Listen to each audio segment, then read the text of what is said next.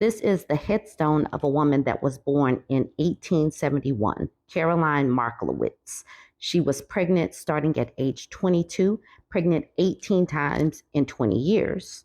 I'm going to take the time to read these names in years. We got Julius, born in 1893, Augusta, born in 1894, Fred, born in 1895, Bertha, 1896, August, born in 1898, William, born in 1899, John, born in 1900, Emma, 1901, Helen, 1903, Henry, 1904, Alma, 1905, Mata, 1907, Edwin, 1909, Edward, 1909, Boy, probably a stillborn, 1910, Olga, 1911, Edgar, 1912, Sophia, 1913. Now, I took the time to read those, and I figured, even though it took a little time to read that, think of how much time this woman spent pregnant during the course of her life. How much damage that did to this woman's body. The fact that she had two boys in 1909, probably at the beginning of the year and at the end of the year, because she didn't have a baby in 1908. She must have had Edwin at the beginning of 1909 and Edward at the end of 1909. And that's probably why the boy in 1910 was a stillborn. The GOP, global patriarchy, wants to increase the birth rates, and they want to probably take women back to the times where we were broodmares like this. The fact that even countries that have favorable conditions, where women have a modicum of equality, where women are educated and still have opportunity, the fact that they can't even turn around their birth rate situation tells me that women do not want to go back to being broodmares and incubators, and that's it. The fact that men just can't figure out if we give them some childcare, maybe no. If we give them a puppy, no. Women do not want to go back to this time. You can't tell me that this woman, and obviously we don't know this woman, but you can't tell me that women wanted to pop out kids like that. You can't tell me that they wanted to do this. Some of the comments on the post: Christ Almighty, the olden days. I hope we never go back to that. So does my vajayjay. OG Bella Luna says, the good old days the GOP seeks to return us to. Vote. 4B Forever says, this is so gross. I walk by a plot that really upsets me. There is a huge stone with the family name, then footnotes. The woman's just says mother. She isn't even mentioned on the large stone. Like, I have no idea what her name is. She is just mother. It fills me with rage. Women are literally just incubators. We're not human. We're just here to be used and to serve men's purposes. Icy Tiger says, this is what I mean when I say men should be terrified about these bans and political discussions about restrictions on contraceptions. Most American men can't afford 2 children, but no contraception means that more than 5 children for a lot of women. My mother-in-law was one of 13. OG Bella Luna, she repeats that this is what the GOP wants to return us to. Vote like our lives depend on it this election and every election, because they do. Beelzebub says, this doesn't even count the likely numerous miscarriages. Poor woman. Sectional says, women from lineages like this tend to end up with immune disorders because their bodies have adapted to deal with multiple pregnancies like this by strengthening their immune system. Now they're not having babies like that anymore, so their hyperactive immune system starts attacking itself because there aren't any children to contend with. The impact of patriarchy has impacted our health in these ways too. I don't know much about that, but I figured I would say that just in case anybody wants to weigh in on that and flesh it out. All right, join the conversation. What did you think of when you saw this headstone with all of these names? What did it do to your body, your brain? What did you think? Join the conversation. Don't forget to like, comment, and share. So Cinnamon Roll shared this screenshot from a man, and she said, "Is it just me, or is this giving wife appliance vibes? I'm glad that we're talking about the wife appliance phenomenon or girlfriend appliance phenomenon, where men just simply treat us as servants that are supposed to cook, clean, and smacks you down." All right, so this man says to her, "I don't know about that. Guys are simple. If you cook, have smecks, and support them, they will give you the world." What is the world that men are giving women? Ladies, please chime in. What is the world that you have received from men? He continues with, "Women tends to want more things from me, masking under love. If one aspect is missing, women can find someone to fulfill it." I don't know what the rest of that is talking about, because if you've given the world, then what could be missing? She captioned it with, "He said it and I couldn't believe it. Can anyone else confirm? Is this giving wife appliance vibes? He didn't say anything about love in his list for men, only what women can provide for him." And that's the thing. Women are seeing this quicker. I want us to hashtag clock it and block it. Block these men. Let them know that you are not here simply to serve them simply because they have a peen. They're going to have to learn how to cook and support themselves as adults should, and that SMEX should be mutually beneficial to both parties if they even know how to please a woman. That's what that little avocado says. The world, most of them can't even eat the peaches correctly. And there is a big gap, an orgasm gap between what men are receiving and what women are receiving. So, it has to go both ways, and it is not going both ways. Women are just supposed to give, give, give, and these people tend to take, take, take. And we're going to have to start setting them straight. But Cinnamon Roll at the bottom, where the little avocado says most of them can't even eat the peaches right, Cinnamon Roll says, "Yeah, neither could he." The nerve.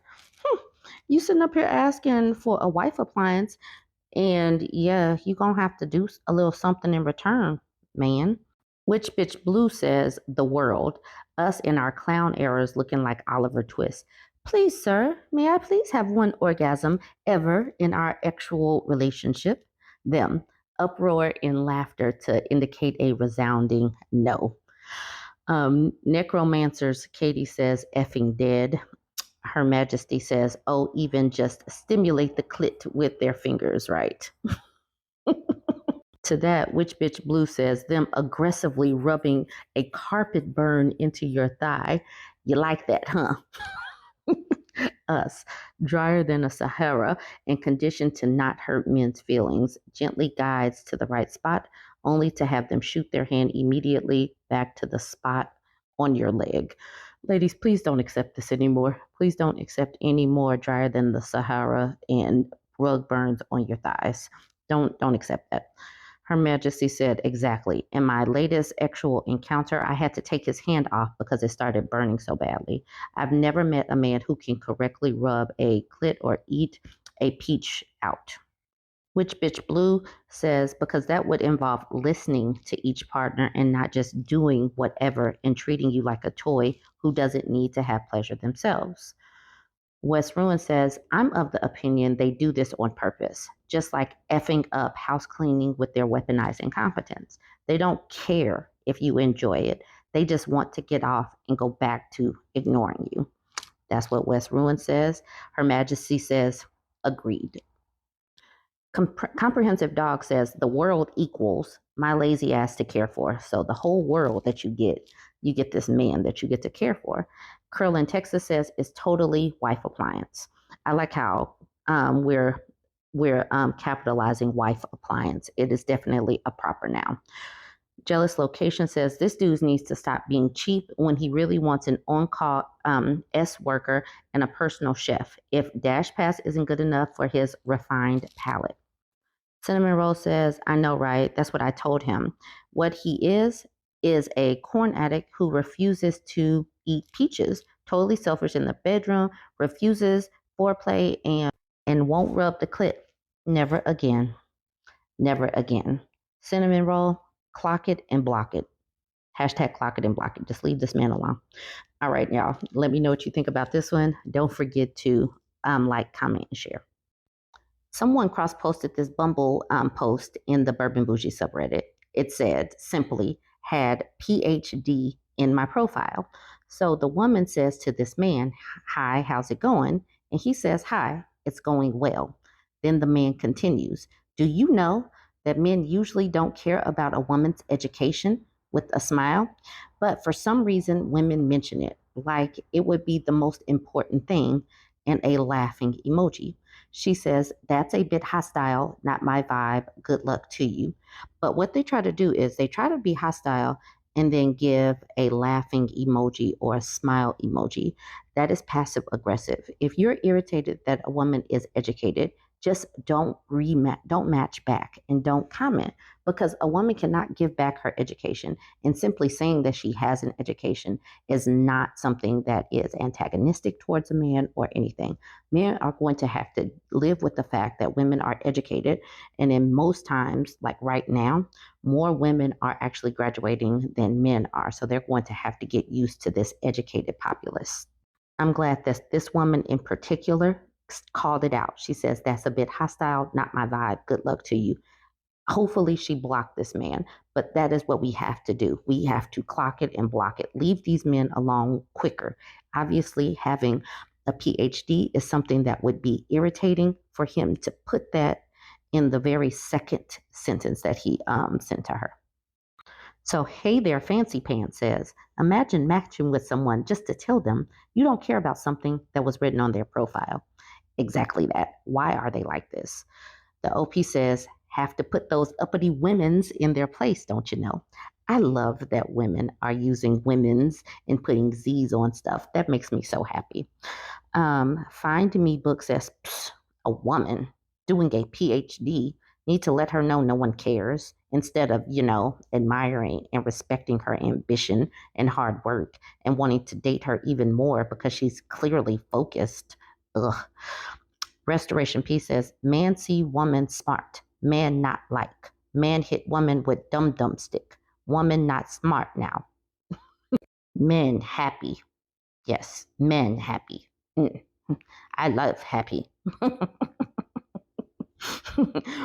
But it says woman not smart now after getting hit with the dum-dum stick, and this just made me chuckle. Poke Time says it's giving incel. There's no convincing me otherwise. My name is Jake Berenson says they voluntarily took themselves immediately out of contention, though. Yes, he did. He took himself out. He did this on purpose. But I really believe that they think that this pickup artist stuff works. Neg someone in the beginning, but women aren't onto this stuff. We're not going to simply try harder because you don't like educated women. People need to stop this. Men, y'all need to stop this. Commercial T says, which is actually very common with most incels. They're their own worst enemies. Love All the Sunset says, now you know women are to blame and not them. Congress Tart says, right. Classic negging. Bet their fave influencer is that douche canoe currently under arrest for the umpteenth time in Romania. Love All the Sunset says, I saw one of them's getting downvoted after mouthing off to me, and his Reddit history showed him viciously defending that guy, saying fake news and set up. Yes, trafficking charges multiple times, I'm sure, were probably all fake news and a setup. I'm going to end it with this one. Dr. Spider says, that's the ultimate mark of not caring about something, commenting on it immediately and aggressively. But then you got to put a smiley face or something. Void Lord said, I bet it was a PhD in makeup or gender studies or something, as if a woman can have any real achievements. Ugh. Raving Squirrel says, sounds like he has a PH little d.